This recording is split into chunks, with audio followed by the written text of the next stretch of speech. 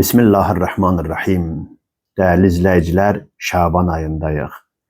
Bu ay insanların gözlerinin açıldığı aydır. İstiğfar eləyib, tövbə eləyib Ramazana hazırlaşmaq odur ki, insanların mənəvi gözləri, batini gözləri açılsın ki, dünyanın həqiqətlərini görə bilsin. Mevlanın ədaləti budur ki, dünyada hər şey öz yerində qərar tutmuş olsun. Biz bugün baxıb görürük ki, dünya elə bir düzənə doğru gedir ki, burada batillə haqq qarşı-qarşıya olsa da, böyük əksər insanlar batilin, zülmün yanında yer almış olurlar.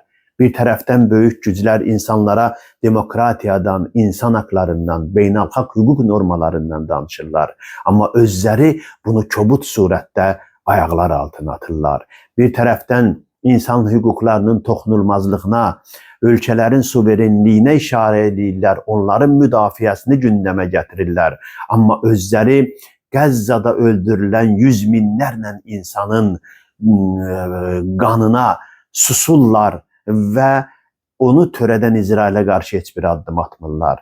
Amma böyük güclərə qarşı olan dövlətlərə qarşı ciddi sanksiyalar tətbiq edirlər. Hətta müharibə etməsə belə 47 ildir ki, İranda inqilab baş verib. İran bu dövrdə heç bir ölkəyə təcavüz eləməyib, heç bir terror aktlarında iştirak eləməyib, amma İrana qarşı sanksiyalar tətbiq olunur. Rusiya öz təhlükəsizliyi üçün Ukraynaya NATO qüvvələrinin girməməsi üçün Ukraynaya təzyiqlər göstərdiyinə görə bütün dünya səfərbər olub Rusiyaya qarşı və sanksiyalar tətbiq olunub.